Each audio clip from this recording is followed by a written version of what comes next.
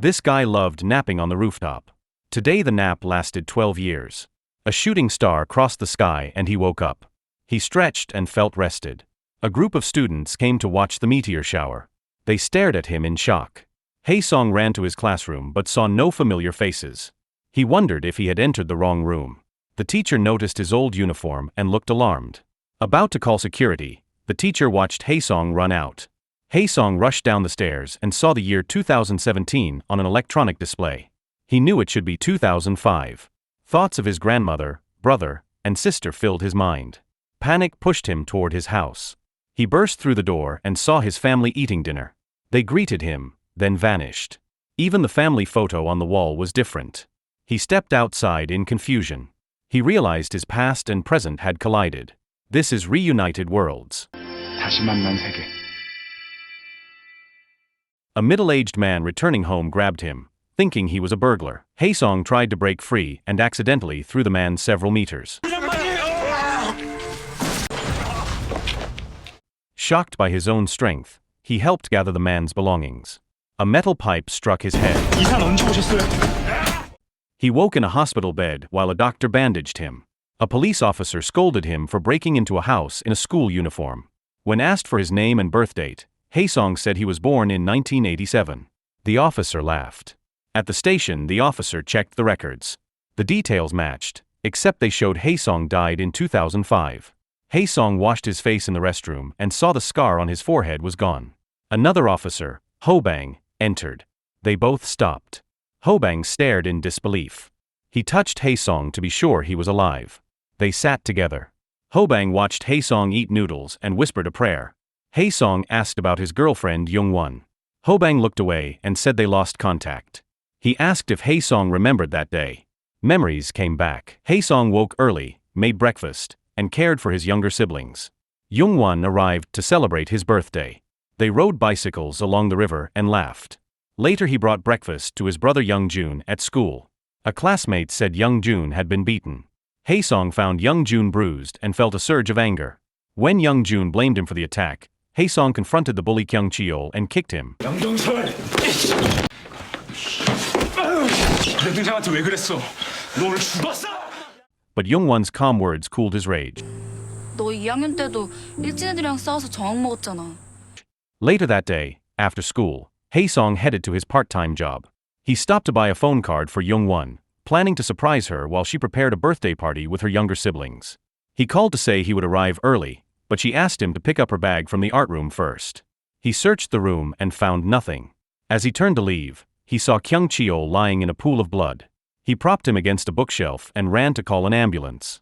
While running down a hill, a car struck him. His memories ended there. The memories left him shaken. He remembered dying but did not understand how he was alive. He wandered the dark streets in silence. The next day, Hobang brought him to a graveyard. Haesong froze at the sight of his own photo on a tombstone. Hobang said his grandmother had died 3 years earlier and was buried beside their parents. He urged Haesong to change clothes, still unable to explain how he could be alive. Grief overwhelmed Haesong. He grabbed Hobang and let out a scream that shattered nearby streetlights. Hobang said he had little contact with Haesong's brother and sister but knew where Haecheol was working. They headed to a nearby street. There they met Jin Young, a former classmate. She fainted when she saw Haesong. Hobang hurried him into the car, warning that the school uniform was frightening people. They found Haecheol working for a loan shark. Haesong watched as his once diligent brother kicked a debtor with brutal force. The loan shark, Kim, a man with a two-tone hairstyle, ordered Haecheol to collect a debt from Yong Wan. Haecheol froze. Meanwhile, Haesong searched for Yong Wan. A sudden sharp pain hit his ears, and he realized he could hear distant sounds with unnatural clarity. He followed the noise and overheard Kim beating Haecheol for refusing to collect the debt. Haesong stormed in, giving his brother a chance to escape. Kim lunged, but Haesong blocked him and nearly threw him out the window.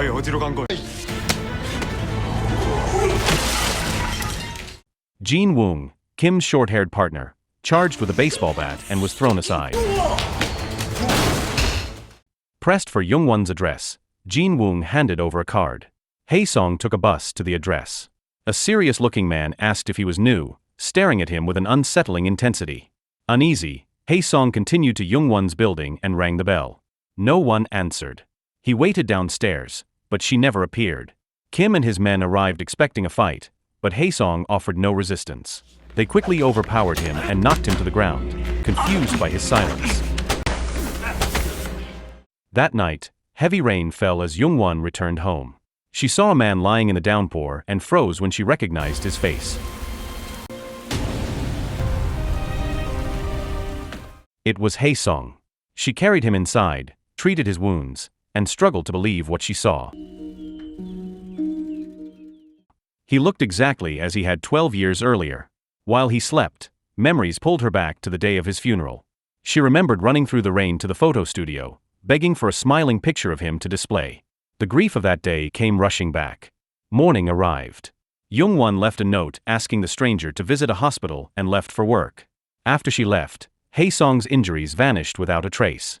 He woke, saw the note, and touched his healed skin in confusion. He walked to the kitchen for water and noticed Yong Wan's photo on the refrigerator. Realization filled him. Elsewhere, Hobang showed their friend's Hae-song school uniform, insisting it was proof of his return. They began to believe. Yong Wan sat silent, unsettled, then hurried back to her apartment. She arrived to find the living room empty. Disappointment settled in until Hae-song stepped out of the bathroom, smiling. Yong Wan stared, still unsure if she was awake. Their moment was interrupted when the landlady burst in to demand 3 months of overdue rent. Yong Wan tried to calm her and eventually succeeded. Hae-song watched, concerned by her struggle to pay bills. Later, Hae-song went to a park to shoot hoops and think. He wondered how her life had become so difficult. Outside the apartment, Yong Wan sat on a bench with a beer. Her boss, Min-jun, stopped to check on her. They talked quietly. Returning from the park, Hae-song saw them together and felt a surge of jealousy. Back inside, he apologized for his earlier harsh words. Yong Wan tried to accept his presence, but still carried guilt over his death. Overwhelmed, she ran out into the night. Later, she sat by the river, thinking about the years after Hae-song's death. People had believed he killed Kyung Cheol in the art room, then fled and died in the car accident. The accusations and gossip had weighed heavily on his grandmother and younger siblings. Back at the apartment, Hae-song waited for Yong Wan. When she did not return, he went out to look for her and met his younger brother Hae-cheol. The meeting turned tense. Hae-cheol begged him to leave, angry and ashamed of the life he had chosen. 뭐 어떡할 수 있어 내가 형 동생인데. 뭐? Their family had splintered, and he felt trapped in the chaos. Hae-song called Hobang for answers. Hobang explained that the police believed he killed Kyung Cheol and died while running away. Hae-song insisted he was only trying to call an ambulance when the car struck him. Hobang said he believed him but warned that no one else did. He also revealed that Yong Wan blamed herself for sending Hae-song to the art room and had suffered for years, leaving school and needing therapy. Hobang added that before the grandmother died 3 years earlier, she had been in the hospital for a long time. Yong Wan paid the medical bills and fell into debt. The news hit Hae-song hard. He hurried back to Yong Wan's apartment. He told her she was not to blame and that he never killed anyone. Yong Wan broke down, years of grief and guilt pouring out. Later they sat together watching television. When Hae-song turned it on, the screen flickered and went fuzzy. The picture cleared only when Yong Wan held the remote, making him suspect his presence interfered with electronics. A glass jar of rubber bands on the table caught his eye and stirred an old memory. He remembered the day she had asked him to skip school and go to Seoul. They visited her mother's apartment. Her mother, now remarried, panicked when she saw them. She tried to hide the connection, denying that Yong Wan was her daughter when her new husband and young son appeared. Yong Wan stood silent as the family stepped into the elevator, her face pale with hurt. Hae-song stayed beside her, unsure how to comfort her. Afterward, Yong Wan asked for a beer. Hoping to cheer her up, Hae-song slipped off his school jacket, sneaked into a convenience store, and ran out with a can. When she finished drinking, he slid the rubber band from the can onto her finger like a ring. Soon after, Hae-cheol kept slapping his face, still convinced he was dreaming. Hae-song told him to call the loan shark boss. Moments later, a single smooth Tai Chi strike sent Kim and Jin-woong crashing to the floor.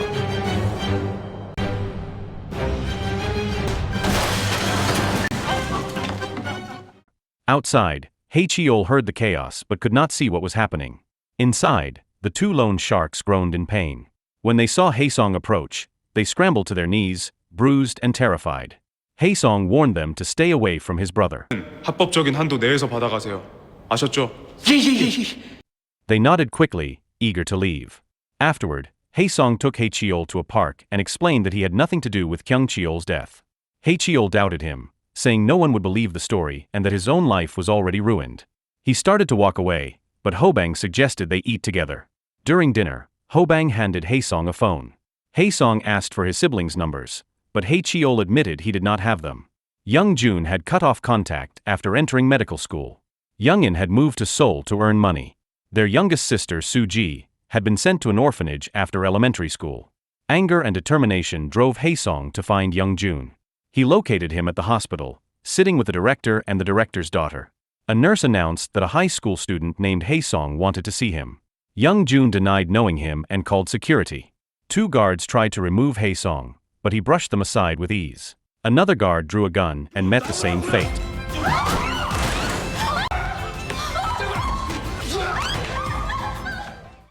As Haesong advanced, a middle-aged man intervened. It was Tae-bok, the stranger from the bus. With sudden force, Tae-bok pinned Haesong to the ground and dragged him outside.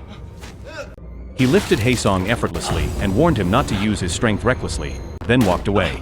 사람들 눈에 띄는 행동을 하지 말라는 말이야. Moments later, Hobang called, and the phone screen flickered as if reacting to Haesong's presence. That evening, Haesong waited outside the restaurant where Yong Wan worked. Min-jun stepped out first, followed by Yong Wan, who brightened when she saw Haesong. After a brief introduction, Min-jun left, and Haesong invited her for a drink. At the table, Yong Wan poured beer and explained the proper beer-to-foam ratio. Haesong, new to alcohol, watched her leave to exchange a dish he disliked. When she returned, the bottle was empty. He insisted he felt sober despite his odd behavior, and she urged him to leave. On the walk back, Haesong spoke about seeing Haecheol and Young-jun, troubled that neither welcomed him.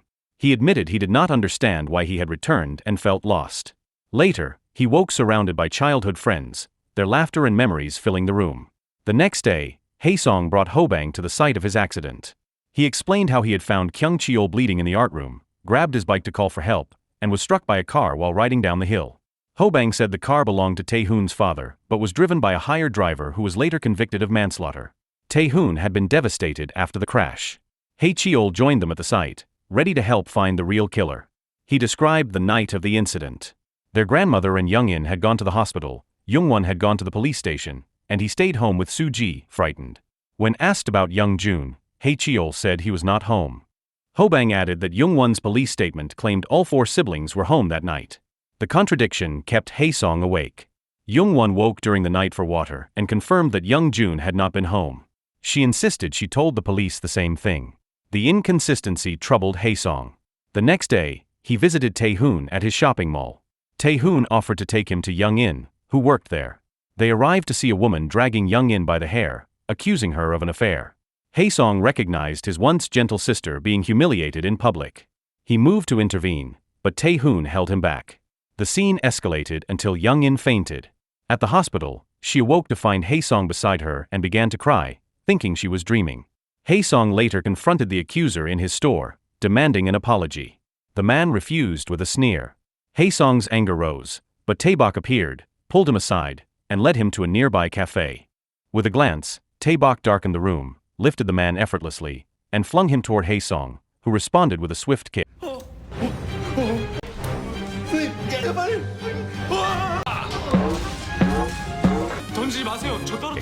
The encounter ended the harassment, and Young-in's problem was resolved. Haesong followed Tae-bok to a hospital room where an elderly man lay unconscious. Tae-bok explained that when he returned to the world the previous summer, he searched for his son and found him like this, 80 years old and silent. He wished for a final conversation. Soon after, Hobang called Haesong and Yong Wan to the police station. Haecheol had been arrested and claimed he was framed. The police reported no CCTV footage, prompting Hobang to recall a possible dashcam recording. He remembered removing the memory card long ago and hiding it under the driver's floor mat. Determined to help, Haesong encouraged Hobang to search again. Hobang retrieved the card, and the footage revealed 2 men framing Haecheol. They were arrested, and Haecheol was released. He left quickly, saying little. Later, Yong Wan felt hungry, so she and Haesong went for noodles. While waiting at a crosswalk, they noticed a young girl standing alone. It was Soo Bin. Moments later, Hae-cheol arrived in a panic, searching for his missing daughter. He embraced her with relief. Watching them, Hae-song finally understood the life his brother had been trying to protect. After they returned, Hae-cheol explained that Soo-bin was born when he was 19 and that her mother left less than a year later. The child now lived in a city orphanage. As Hae-song and Yong Wan walked home, a sudden pain gripped Hae-song's chest. Yong Wan called his name in alarm but could do nothing. Nearby, in a cafe, Min-joon argued with his father. The two clashed over their late uncle's funeral and left still angry. The pain in Hae-song's chest eased, leaving him puzzled. Yong Wan asked what had happened, but he had no answer. The next day, at Young-in's workplace, Hae-song met a teenage girl who looked familiar. She kissed him on the cheek before he could react. When Young-in arrived with the same girl, he realized it was their youngest sister, Soo-ji, who had always been affectionate. Tae-hoon had already told her that Hae-song had returned. Later, Hae-song confronted Young-joon and asked where he had been the night of the accident. Young-joon snapped and revealed they were not related by blood. The revelation stunned Hae-song. Meanwhile, Ho-bang told Tae-hoon and their friends that Hae-song was innocent and said he had applied to the Major Crimes Unit to help clear his name. At the hospital, the elderly man's condition worsened and surgery was needed. Young-joon refused to operate without a guardian's consent. Outside the room, Tae-bok watched his son fade, unable to admit the truth. He confided in Hae-song that he was the man's father but could not reveal it because no one would believe him. Hae-song pleaded with Young-joon to perform the surgery, promising to leave him alone afterward and never claim him as a brother. Young-joon turned away and walked out without a word. The next day, to Hae-song's surprise, Young-joon performed the surgery. Tae-bok bowed repeatedly in gratitude and later watched with relief as his son opened his eyes. Overjoyed, he rushed to the bedside and heard his son call him father. Filled with emotion, he promised to return the next day and left the room in tears of happiness. Tae-bok soon found Hae-song and shared the moment, his face bright with joy. Ho-bang then told Hae-song that he had visited the driver responsible for the accident. The conversation left Hae-song wondering what might have happened if someone else had been behind the wheel. Determined to grow stronger, he sought Tae-bok's guidance to sharpen his senses. Under strict training and relentless effort, his perception deepened until he developed an almost clairvoyant awareness. During one session, Hae-song admitted to sudden, stabbing chest pains. Tae-bok explained that the pain was tied to his death and that it flared when someone connected to that event was nearby. The intensity would fade over time but never disappear completely. Meanwhile, Yong Wan visited Hae-cheol at the grilled intestines restaurant where he worked. A customer accused Hae-cheol's brother of murder and said he deserved to die. Rage boiled over, and Hae-cheol slammed a chair to the ground. Hae-song entered at that moment and tried to calm him, but Hae-cheol, unable to share the truth, stormed off.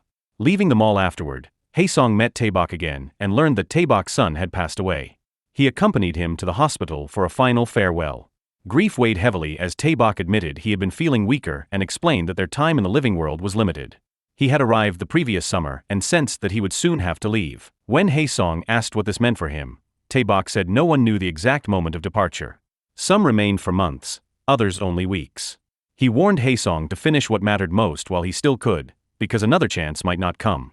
Soon after, Hae-song wandered through the hospital lobby, deep in thought, when a sudden piercing pain gripped his chest. He remembered Tae-bok's warning that the pain signaled the presence of someone tied to his death. At that moment, Tae-hoon's parents arrived at the hospital's health checkup center. Drawn by the pain, Hae-song moved toward the entrance. He hesitated when he saw the time, remembering his promise to meet Yong Wan for the fireworks display. The pain grew sharper, confirming the person he sought was inside, but he turned away and chose to keep his promise. Yong Wan had just left the restaurant when she spotted an elderly woman struggling with a cart rolling downhill. As she hurried to help, Min-joon appeared and stopped the cart. While picking up spilled papers, a car sped around the corner and hit him.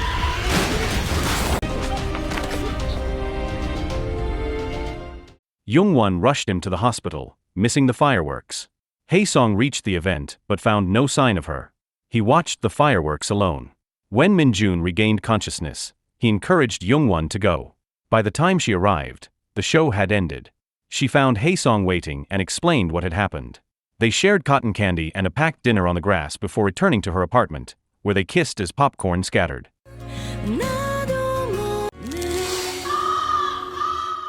Suddenly, an alarm rang. Yong Wan woke to realize it had all been a dream. Hae-song returned to the hospital, searching for the source of the pain, but felt nothing. He checked the mall with the same result. As he left, the pain struck again, sharper than before.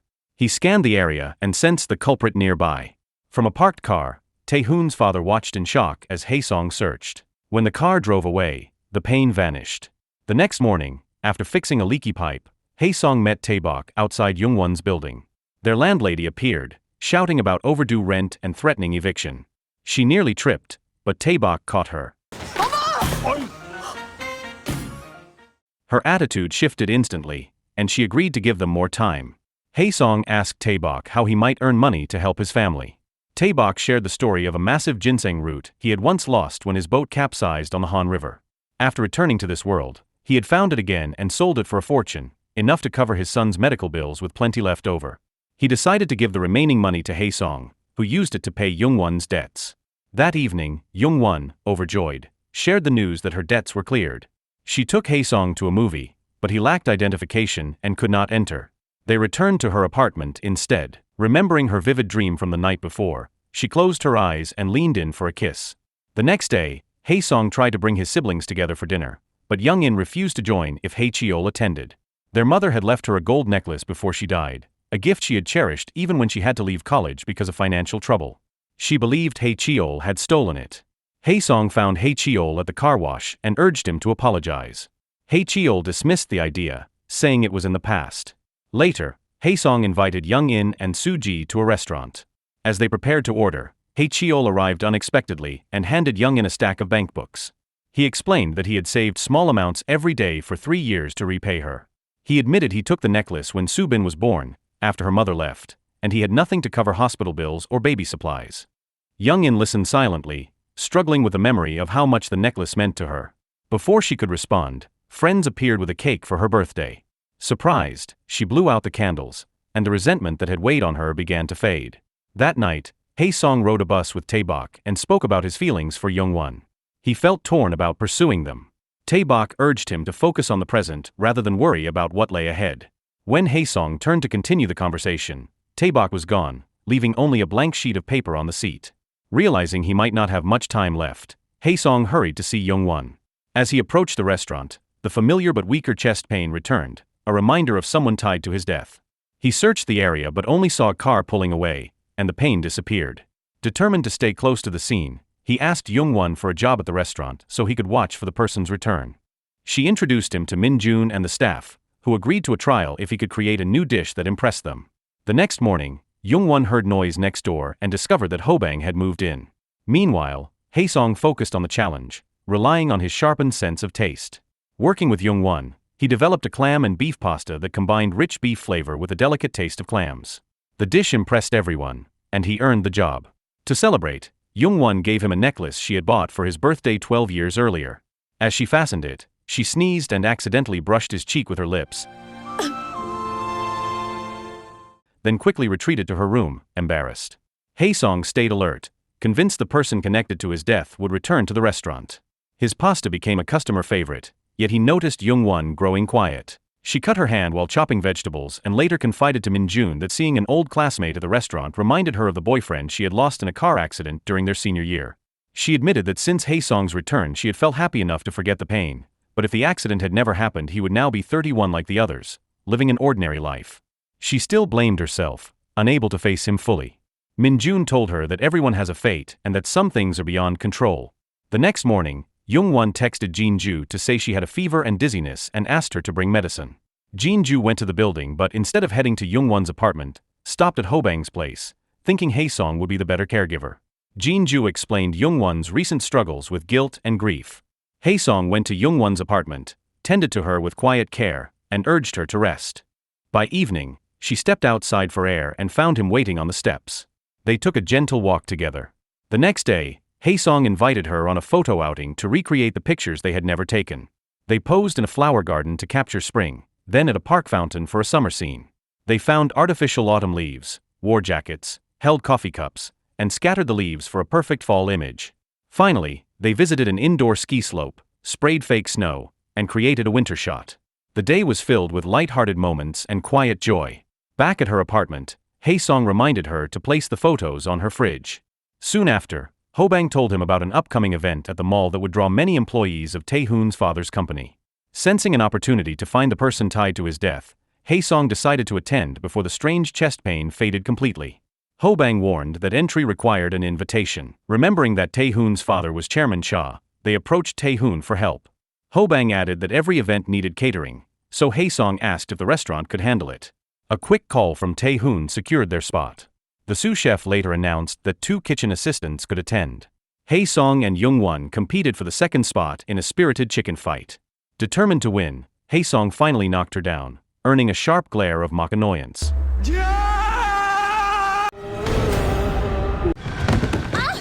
Soon after, Hobang offered Hae-song free movie tickets. When Yong Wan overheard and spoiled the ending, Hobang threw the tickets away in frustration. The evening of the event arrived. As the mall buzzed with activity, Hae-song felt the familiar stabbing pain. He excused himself and followed the sensation, determined not to lose the trail. The pain guided him to a VIP room where Chairman Cha sipped tea. The intensity confirmed the truth. Chairman Cha was linked to his death. 2 assistants entered to escort the chairman to his speech, and Cha collapsed in fear as he left the room. Hobang was shocked when he learned what had happened and struggled with how to tell Tae-hoon. Hae-song urged him to stay silent for now. Chairman Cha continued to deny everything when confronted and demanded proof. The mention of proof sparked an idea. Hobang suggested speaking to the wife of driver Hwang, who had been blamed for the accident. Perhaps she knew something that could clear her husband's name. Meanwhile, Hae-cheol hung banners near the accident site, hoping to find witnesses. That evening, Min-jun invited Hae-song out for seafood. The restaurant served a large set meal clearly meant for 10 people, a feast arranged after Min-jun called ahead. Partway through dinner, Min-jun received a call from his aunt asking him to visit the cremation house.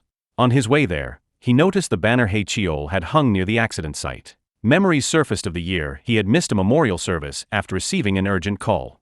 He also recalled driver Hwang handing him a blue ribbon after his release from prison, asking that it be given to the victim's family. Min-jun had kept it all this time and now felt ready to return it. At the restaurant, Hobang told Hae-song that someone had called claiming to witness the accident and wanted to meet. When Min-jun arrived, Hobang asked if he was the caller. Min-jun explained that he was not a witness but the nephew of the man blamed for the crash. Hobang revealed that his uncle was innocent and that they needed Min-jun's aunt to testify.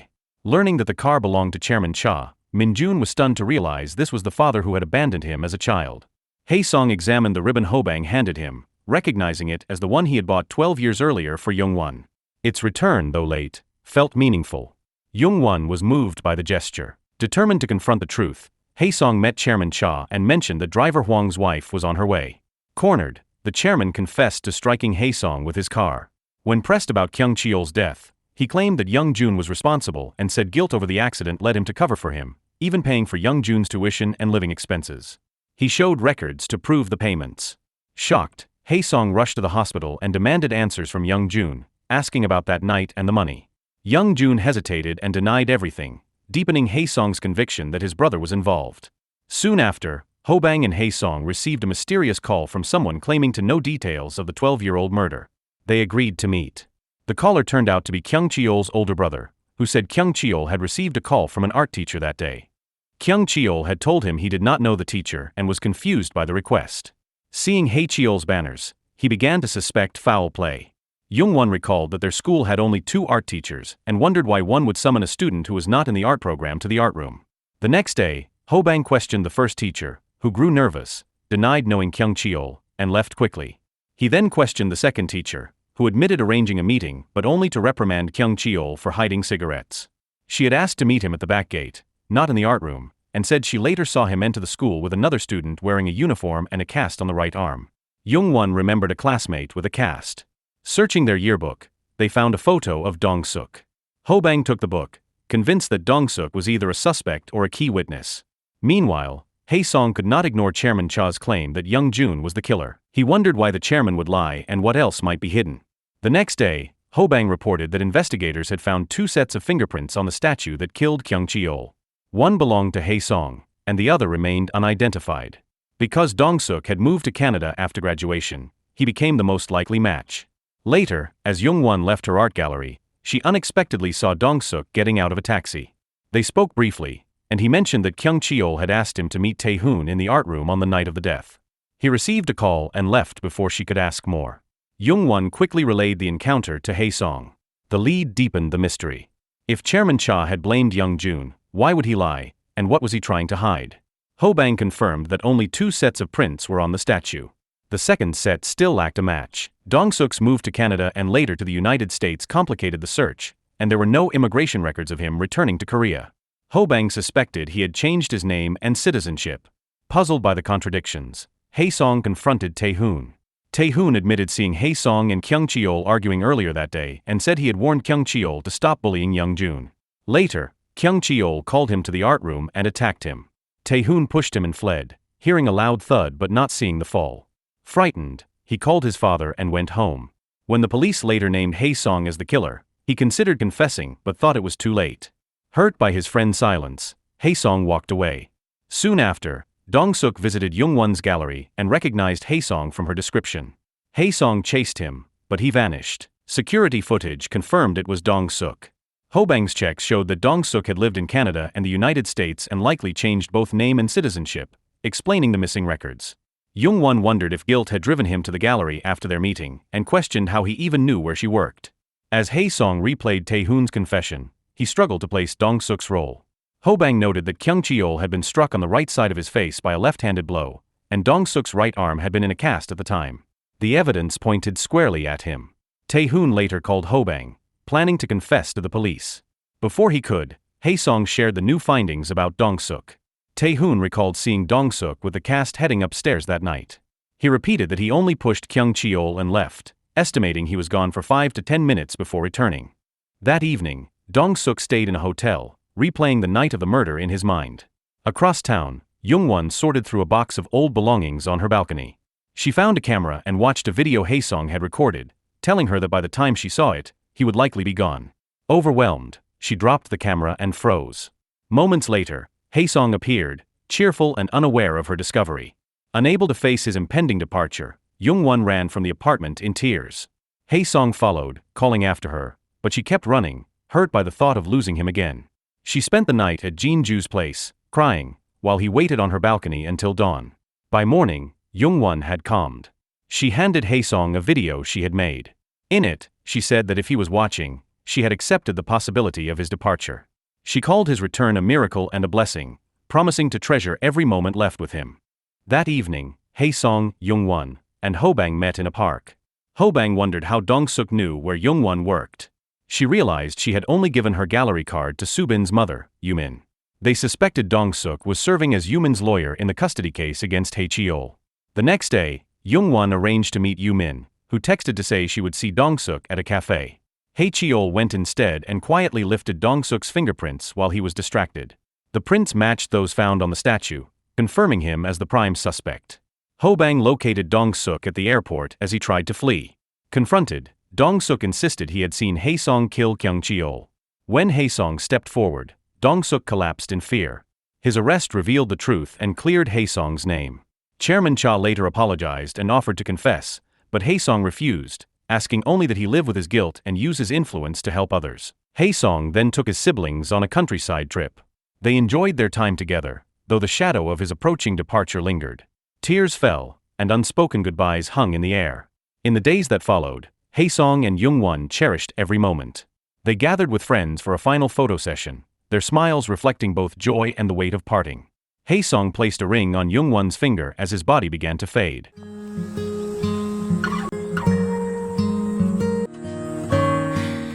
They embraced, holding on until he disappeared into a white light that slowly dissolved into the sky.